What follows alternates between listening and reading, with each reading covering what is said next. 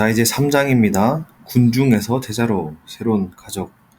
숲으로 보기를 보시면 많은 무리가 모여 병 고침과 귀신 축출 7절에서 12절을 봤습니다. 예수님은 12제자를 세우셔서 전도와 권능을 맡기십니다. 이제 20절에서 30절까지 서기관들은 예수를 바알세불과 연관시킵니다. 예수님은 성령을 회방하는 죄를 경고하십니다. 그리고 31절에서 35절에 어머니와 형제가 찾아오자 하나님의 뜻을 행하는 자가 참 가족이라 하십니다. 자, 하나님 나라는 혈통이 아니라 하나님의 뜻을 행하는 순종으로 맺어지는 나라입니다. 숲 해설을 보시면 마가복음 3장은 하나님 나라의 권세와 포괄적 공동체를 예수님의 사역을 통해 선포하십니다. 마가복음 3장은 예수 그리스도를 통해 도래한 하나님 나라의 기존의 종교적 틀을 깨고 어떻게 확장되는지를 보여줍니다. 안식일의 치유를 통해 율법의 본질이 생명을 구하는 자비에 있음을 선포하시며 하나님 나라의 공의를 드러내십니다. 유대와 이방을 아우르는 수많은 무리의 추종은 하나님 나라가 특정 민족에 국한되지 않는 보편적 구원의 통로임을 증명합니다. 그리고 12제자를 세우심은 하나님 나라의 사명을 전파하시고 또 사탄의 세력을 이기는 영적 권세를 성도에게 위임하셨음을 의미합니다. 바알세불 논쟁은 이것을 통하여 성령의 사역이 사탄을 결박하고 이겼음을 선언하십니다. 특히 성령을 모독하는 행위에 대한 경고는 하나님 나라의 권세를 거부하는 영적 위험성을 엄중히 일깨워 줍니다. 참된 가족을 하나님의 뜻을 따르는 자라고 재정의하심으로써 혈연을 초월한 하나님 나라의 사랑과 영적 연대를 선포하십니다. 동상 권헬기를 보시면 1절에서 6절 안식일 치유 예수님께서 안식일에 손 마른 자를 고치시며 율법주의적 반대에도 불구하고 하나님 나라의 생명 구원의 우선성을 선언하십니다. 안식일에 손 마른 사람을 고치시는 이 사건은 2장에서부터 이어진 안식일 논쟁의 정점, 하이라이트입니다. 2장의 내용을 다시 생각해보면 예수님이 중풍병자를 치유하셨을 때 이를 본 종교 지도자들은 신성모독이다. 네가 뭔데 죄를 사하냐고 했습니다. 레위인들과 식사하실 때는 어떻게 저런 죄인과 밥을 먹을 수 있냐고 했고 요한의 제자들이 금식하는데 왜 당신들은 금식하지 않냐고 했습니다. 안식일에 밀리삭 자르는 것을 보고도 왜 안식일에 일하였냐고 하셨습니다. 종교 지도자들은 이 일 이후에 예수님이 법을 어기든지 감시하고 있었지만 예수님은 그들의 차가운 시선에 정면으로 맞서십니다. 안식일에 선을 행하는 것과 생명을 구하는 것이 옳으냐 아니면 죽이는 것이 옳으냐라고 물으시며 그들의 굳은 마음을 꾸짖으셨습니다. 하나님 나라는 사람을 옭아매는 규칙보다는 사람을 살려내는 생명을 훨씬 가치 있게 여깁니다. 이처럼 복음은 사람의 잘못을 찾아내서 정죄하는 것이 아니라 망가진 부분을 찾아내어 회복시키는 능력입니다. 학생들에게는 학교나 학원에서 친구가 실수했을 때 너희는 제일 먼저 어떤 말이 나오냐고 물어보십시오. 우리는 대부분 너 왜 그랬어? 그거 네 잘못이잖아 라며 잘잘못을 따지는 말을 먼저 하게 됩니다. 당시 종교 지도자들도 그랬습니다. 아픈 사람을 보고 얼마나 힘들까라는 생각보다는 안식일 규칙을 잘 지키는지 확인하는 법부터 들이밀었습니다. 예수님은 이런 차가운 마음을 꾸짖으셨습니다. 우리도 친구의 실수를 보고 누가 잘못했나라는 것을 먼저 따지기보다 그 일로 인해 친구가 얼마나 속상할까를 먼저 살피는 사람이 되어 봅시다.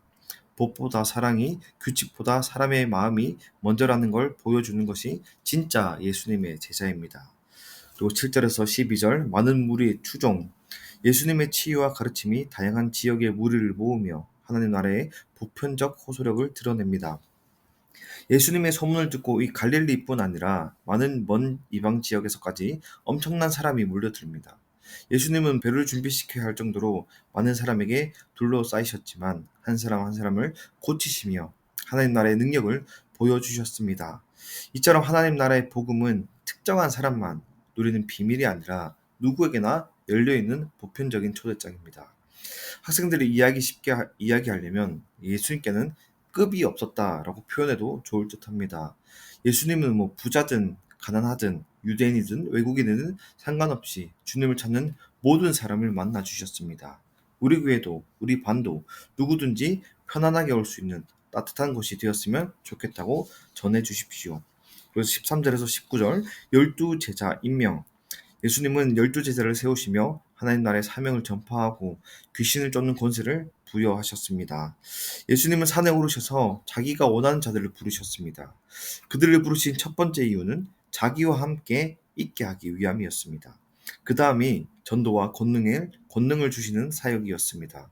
여기에서 핵심은 주님이 우리를 부르신 가장 큰 목적도 우리와 함께 사귀고 싶어서입니다.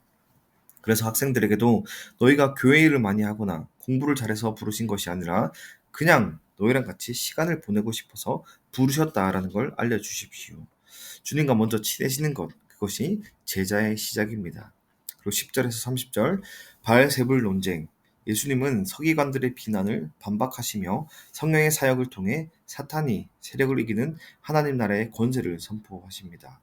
서기관들은 예수님의 능력이 사탄, 바알세불에게서 왔다고 비방합니다. 주님은 집안 싸움하는 나라는 망한다는 비유로 반박하시며 이 모든 일이 성령의 역사임을 분명히 하십니다. 성령의 일을 악한 것이라 우기는 것은 하나님을 거부하는 가장 위험한 일임을 경고하십니다. 사탄의 세력을 이기는 유일한 힘은 성령님의 권세입니다. 우리 힘으로는 나쁜 습관이나 유혹을 이기기 힘들 때가 있습니다. 그럴 땐 성령님의 도우심을 구해야 합니다. 사탄보다 훨씬 강하신 성령님이 우리 안에 계시면 어떤 어둠도 우리를 이길 수 없다는 것을 알려주십시오. 또 31절에서 35절 참된 가족에 관한 내용입니다. 예수님께서 하나님의 뜻을 행하는 자들을 참된 가족으로 정의하시며 하나님 나라의 새로운 공동체로 제시하십니다. 예수님은 육신의 가족들이 찾아왔을 때 주님은 주변을 둘러보며 말씀하셨습니다. 누구든지 하나님의 뜻대로 행하는 자가 내 형제요, 자매요, 어머니이니라. 여기서 핵심은 하나님의 나라는 피를 나눈 가족을 넘어서 주님의 말씀에 순종하는 사람들로 이루어진 영적 가족이라는 것입니다. 그래서 우리가 교회에서 서로 형제 자매라고 부르는 것이죠. 우리는 예수님의 뜻을 같이 따르는 진짜 가족이기 때문입니다. 이번 수련회에서 우리 옆에 있는 친구들이 남이 아니라 영적 가족, 진짜 내 가족처럼 사랑해 주길 바란다고 전해 주십시오. 그리고 풀밭 눕기입니다. 첫 번째, 마가복음 3장은 예수님의 사역이 본격적으로 확장되며 동시에 반대와 갈등이 격화되는 장면을 보여줍니다. 병자를 치유하고 귀신 축출의 권세는 분명히 하나님 나라가 임했음을 드러내지만 그 앞에서 바리새인과 서기관들을 반발하며 오히려 그 권세를 사탄의 힘으로 돌리려 합니다.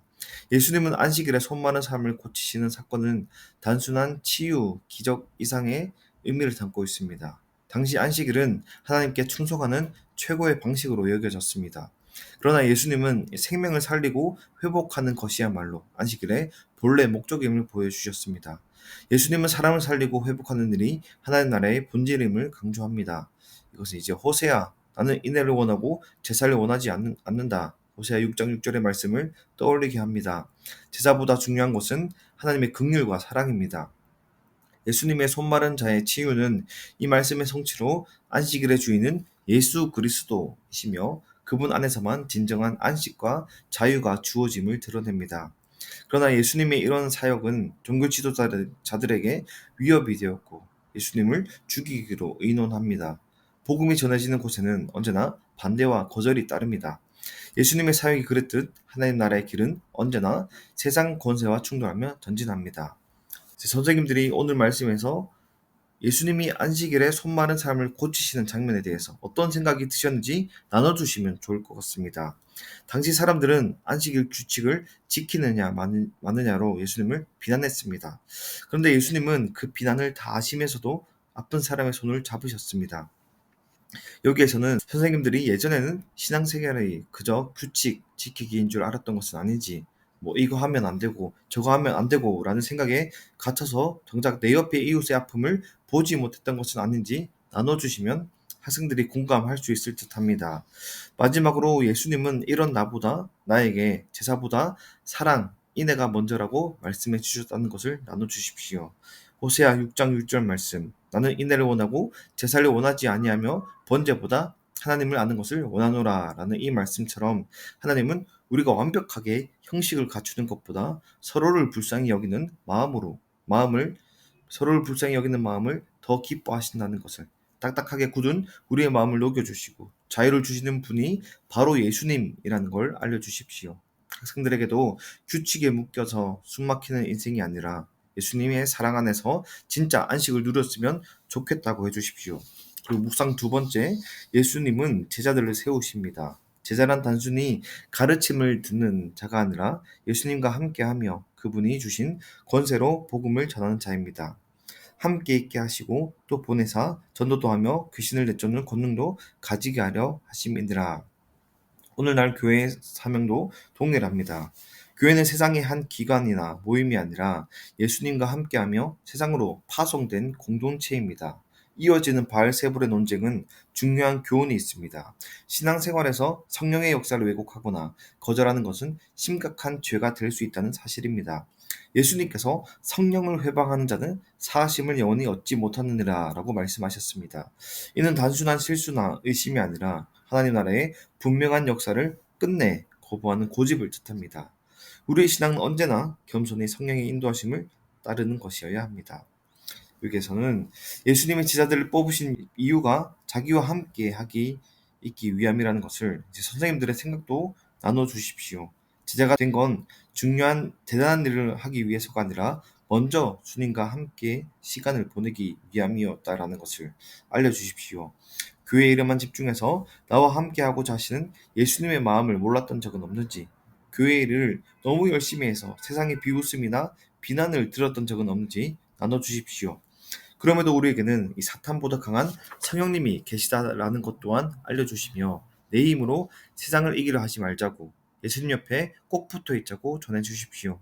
성령님이 우리를 도우시면 어떤 어려움도 이겨낼 권능이 우리에게 생기게 됩니다. 그리고 마지막 묵상 세 번째, 마지막으로 예수님의 가족들이 등장하면서 예수님을 붙잡으려 하자 예수님은 혈연을 넘어 하나님 나라의 새로운 가족 개념을 선포하십니다.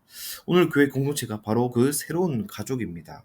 우리가 서로 돌보고 사랑할 때 하나님 나라의 가족됨이 드러납니다. 결론적으로는 마가복음 3장은 하나님 나라가 확장되는 모습에 일어나는 갈등을 통해 오늘 우리도 그 갈등 속에 있지만 예수님께서 강한 자를 결박하시고 하나님 나라의 가족으로 우리를 불러주셨다라는 것을 알 수 있습니다. 우리의 결론은 오직 예수 하나님 나라라는 것입니다.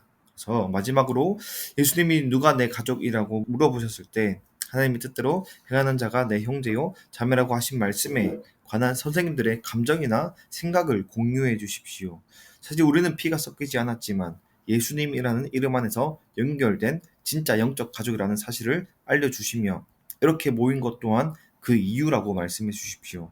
세상 사람들은 우리를 이해하지 못하고 때로는 가족조차도 우리를 붙잡으려 할 수도 있지만 우리에게는 하나님 나라라는 더 크고 영원한 가족이 있다는 것을 알려주십시오.